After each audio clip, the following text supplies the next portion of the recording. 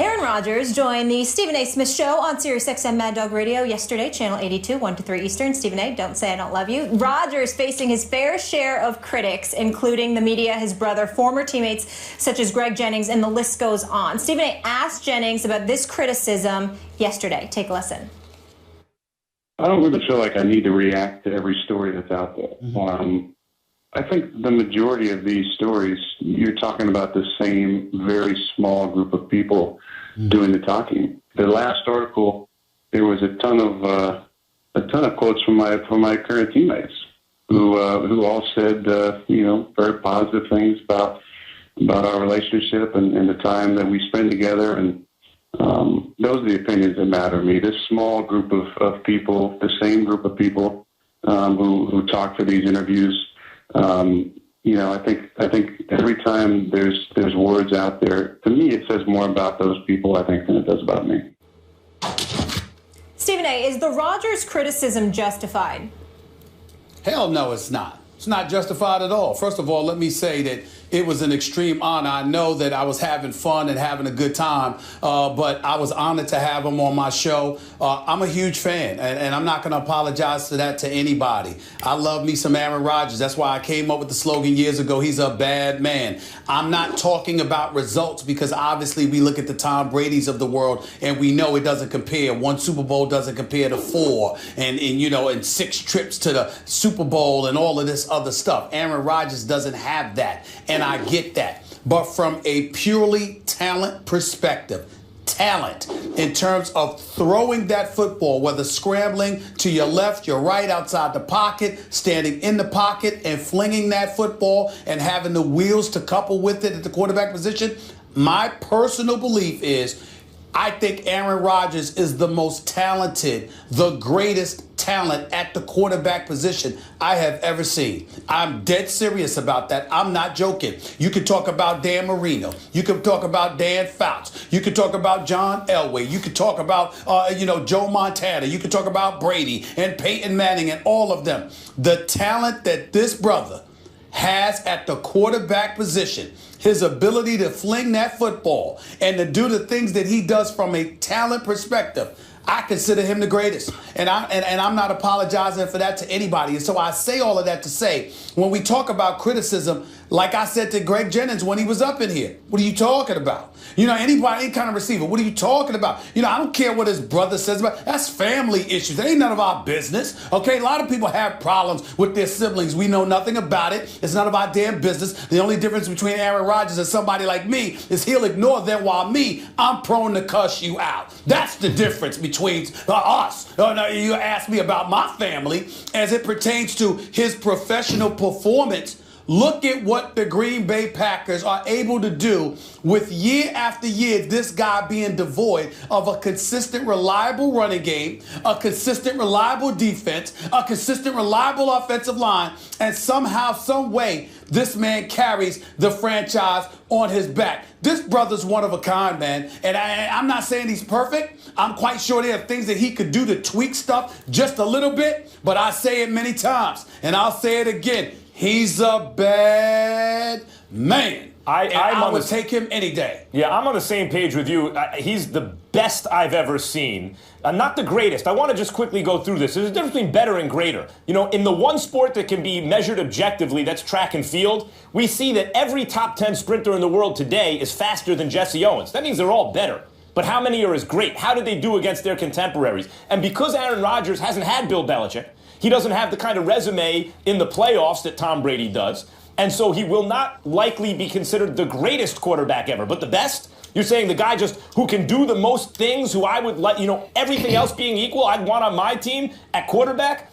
Aaron Rodgers. I think he's the guy. And I think one of the reasons he doesn't get even more credit is he's not a kind of, I apologize, Jeff Saturday, because I know offensive linemen are very smart guys, but he's not the kind of football meathead that other football players like, I don't think, Jeff. That's what it appears to me. But I do think the criticism of him in the last year and 3 quarters, since the beginning of last year, has been justified. Not that he's been terrible. He's been an A-. You know, for most of last year and then most of this year, there have been MVP candidates, and maybe he's now one. We'll see how it shakes out. And then he's been right below the MVP candidates. But we're used to knowing when we watch him, that's the best dude in the game. And he's been something less than that the last couple of years. And football's so interdependent, so reliant on other positions, coaching, etc. Your defense, if you're a quarterback without a great defense, suddenly you don't look as good as you would otherwise. So I get all that, but I also think his play has been something less than the best version of himself. And so the recent criticism, based on the standard he set, is justified. He's still elite, but the 3 or 4 or 5 years before last season, I thought, that's the best player in the game, period. And truth be told, guys, I'll still take Aaron Rodgers before anyone else. I think if Bill Belichick had Aaron Rodgers on the Patriots right now, they'd be even better. I just think he's that good.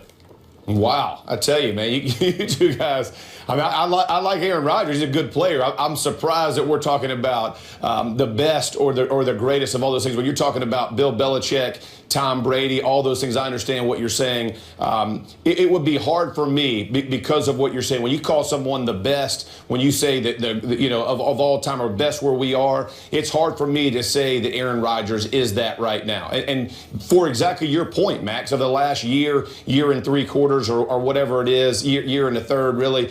But to your point, it hasn't just been Aaron Rodgers. I think Aaron Rodgers had tried to press because of what he was being asked to do. I think when you have a football team that, to your point, can't run the football, you're struggling protection, your defense isn't lining up and taking care of business the way they should. As a quarterback, you take too much credit and you get too much criticism. And that's just the role, and that's the job that you have signed up for. So he has taken some shots that probably weren't necessarily fair according to the way that he's played. Because I'm like you, every year, I don't consider him below the MVPs. I always think he's in that MVP category because what you do ask him to do, whether it's extend plays with his legs, put the ball downfield, be aggressive and make those attacking style offensive plays, listen, that's hard to do.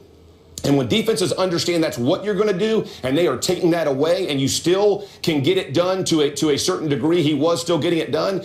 I mean, you got to take your hat off. I mean, this guy deserves respect as a type of quarterback he is. And to the other side, Stephen, when you're talking about criticism from players of the type of person that he is and taking shots, whether it's his brother or other guys, I have always been. Listen, there are going to be guys you like and dislike in the locker room. That's reality, right? Your personality may not work. It may be, he may not be the team guy that you expect him to be. The way that he criticized his team this year, I would have had a problem with that if I was in the locker room. I would have went back and said, hey, listen, I'm all for it. You speak for yourself. That's great, man. Don't speak for me and the effort I'm putting forward, right? I'm not into that from whatever position you're sitting at. So there are things that are going to offend players, and guys aren't going to hold their tongue because he's Aaron Rodgers and the quarterback and the way that the media looks at him or his coaching staff looks at him or his GM looks at him, right? When we walk in that locker room, we're all the same. And no one cares what position you hold. If you're speaking ill about the way we've handled it, you better have talked to me before and said, hey, look, if I get asked, this is what I'm going to say. So at least we're on the same page. So and another thing,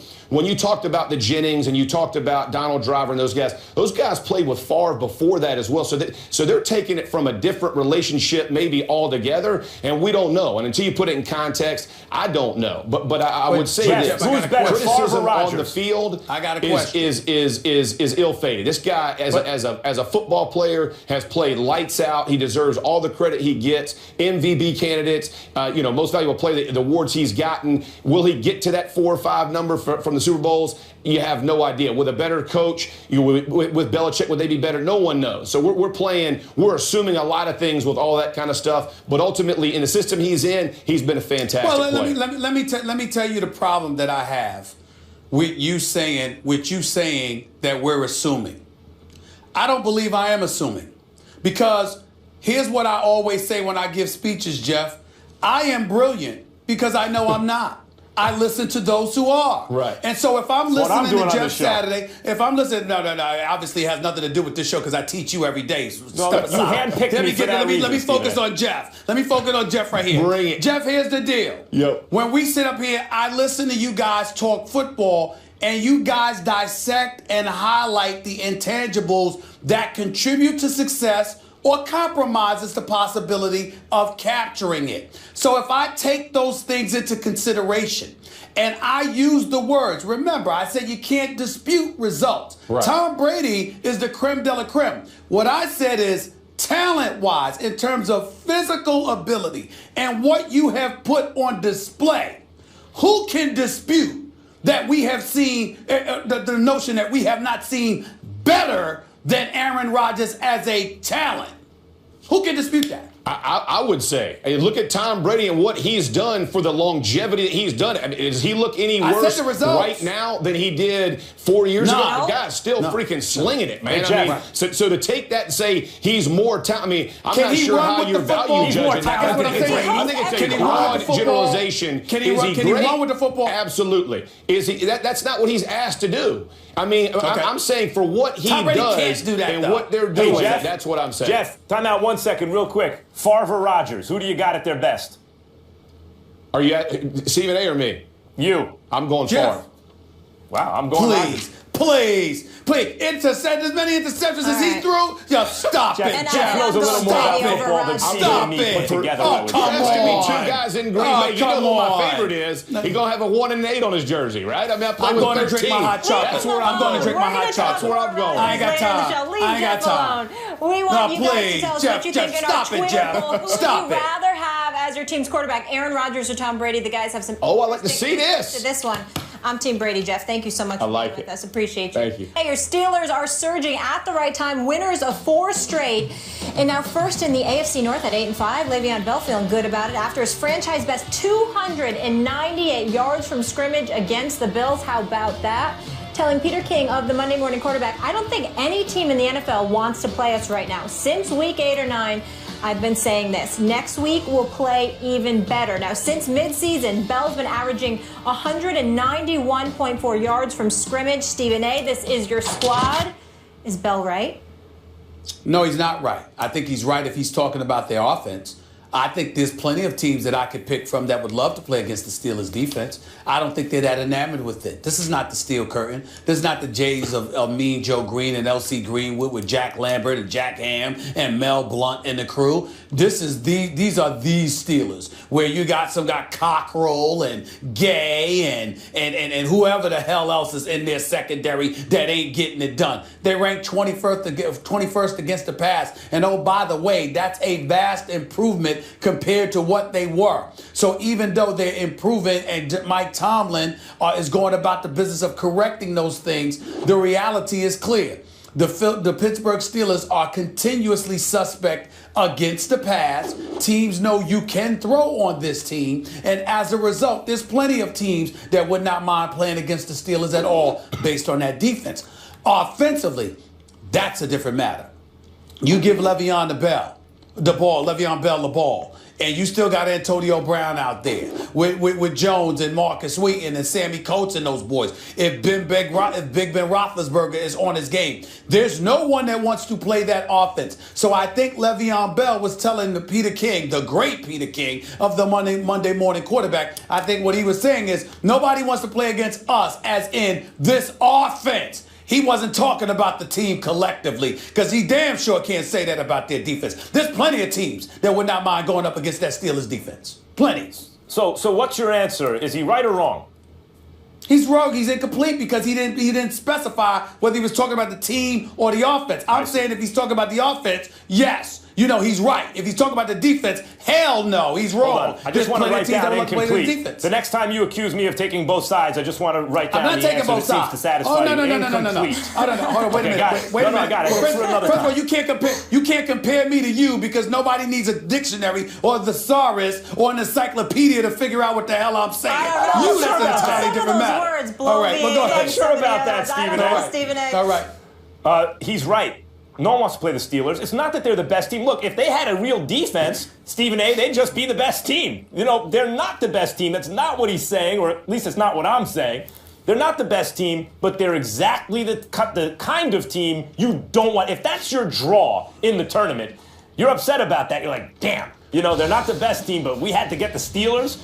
And the reason is they have the coach, the quarterback, the wideout, and the running back at an elite level. You got Mike Tomlin, Ben Roethlisberger, Antonio Brown, and Le'Veon Bell. And that's what it comes down to. Back in the day, the Indianapolis Colts weren't always the best team, but you look at what they had, specifically, let's just deal with the players.